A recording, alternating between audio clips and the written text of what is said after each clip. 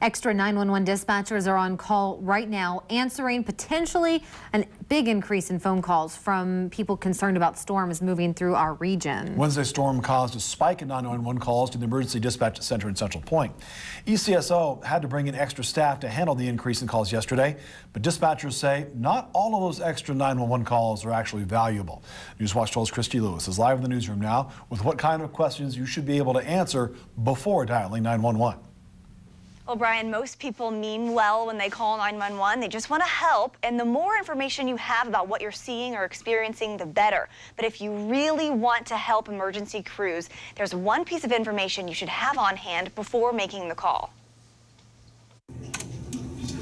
911, what's the address of the emergency? It's the first thing a dispatcher asks when anyone calls 911, but all too often, it's a question the caller can't answer. All right, but you have no idea what the address is to where we need to go.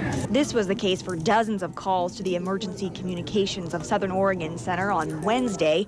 The storms meant dispatchers answered 756 calls, a big spike compared to the day before. It was extremely busy. We took about 48% more 911 calls yesterday. And when an emergency unfolds, time is critical, but dispatchers can only answer the phones one call at a time. They have to multitask and very quickly get on and off the lines.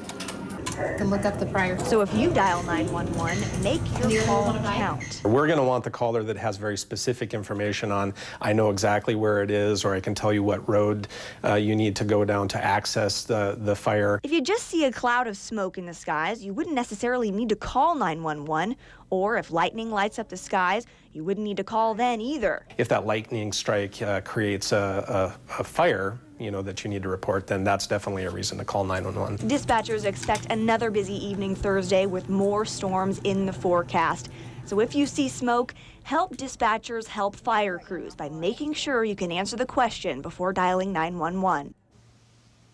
And on Wednesday, ECSO also received some calls from people asking if they needed to evacuate early on when the fires first sparked. And they say that can be a tough question to answer unless an official evacuation has been issued. Of course, if evacuations are put in place, just stay with Newswatch 12. We're going to keep you informed as soon as they're issued.